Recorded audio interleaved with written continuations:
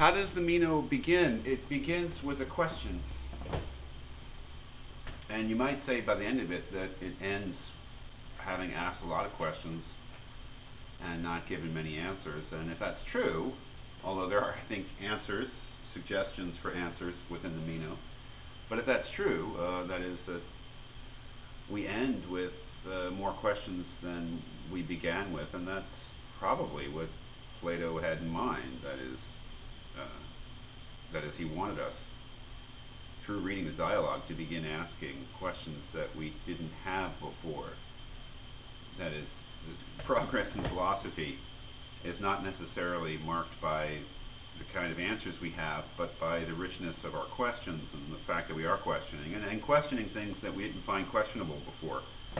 Certainly, if we think that this conversation, which is between two people, right, two people who actually existed, whether the conversation actually ever took place is another matter.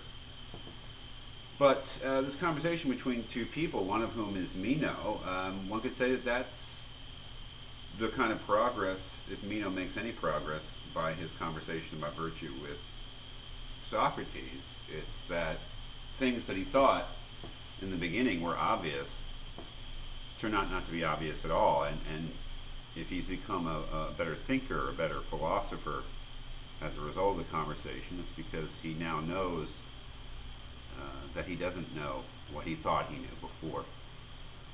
So yes, how does this dialogue begin? With a question, and I would say fairly practical question.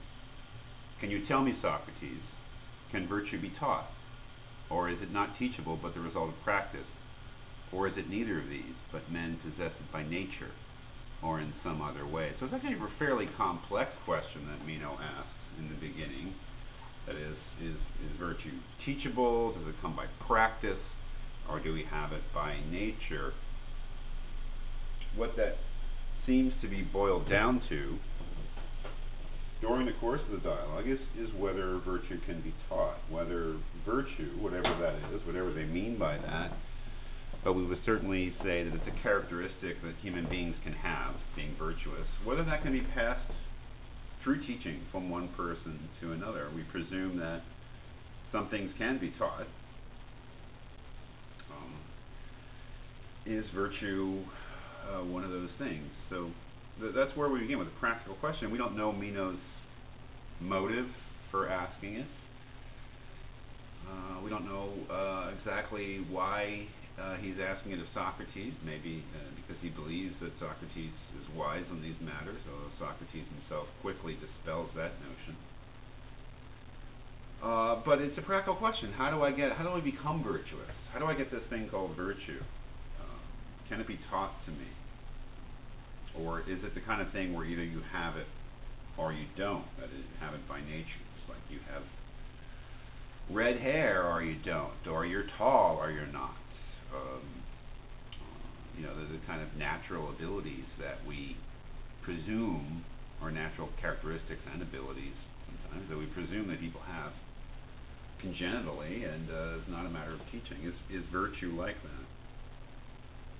What's the first thing that Socrates says to Meno, that his first response to the question? Now, there's a lot of irony in this dialogue, and there's a lot of kidding of Meno in this dialogue, and I think that's important to note, is philosophically, that Socrates takes a certain attitude, takes a certain approach towards speaking with Meno because of the kind of person that Meno is.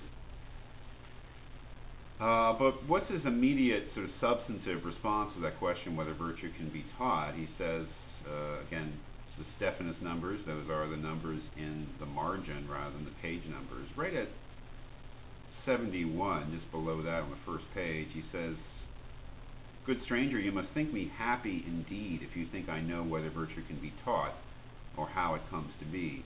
I am so far from knowing whether virtue can be taught or not, that I do not even have any knowledge of what virtue itself is."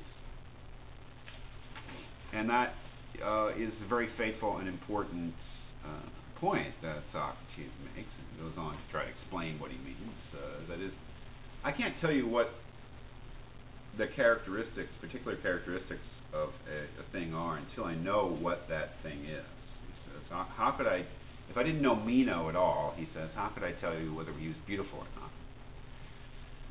So what he admits is that he can't answer the question whether virtue is teachable, and that he can't answer the question because he doesn't know what virtue is.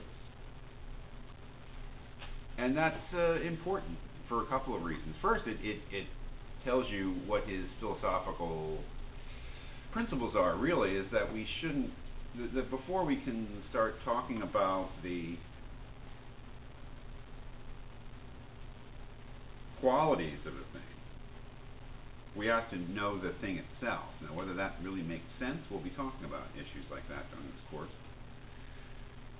Secondly, it's a rather shocking admission on his part that he is ignorant. And he refers to, at least in translation, at 71b, he calls it my complete ignorance about virtue. If I do not know what something is, how can I know what qualities it possesses? That is, this complete ignorance about virtue. That's important, not only for understanding Socrates and Plato in general, but especially understanding this dialogue.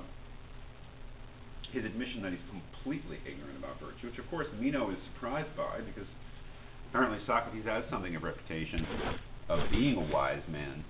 To admit that he knows nothing about virtue, that he's completely ignorant about virtue, is a rather shocking thing.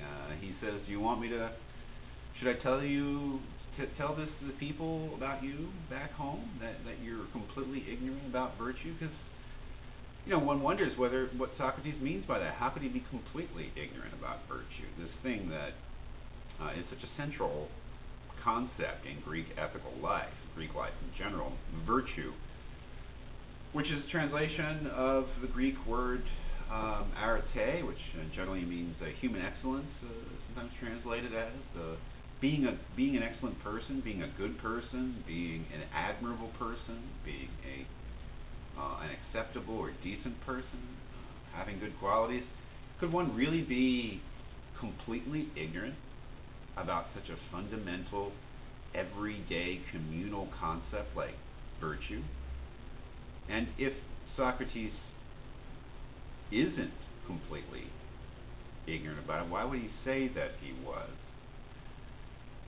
If he is completely ignorant about virtue, well then, or at least that's what's being stipulated, then as we'll see in the latter part of the dialogue, in the middle of the dialogue, that raises certain very interesting questions about the possibilities of learning anything about virtue than if one starts from complete ignorance. So that's where I'll pick it up.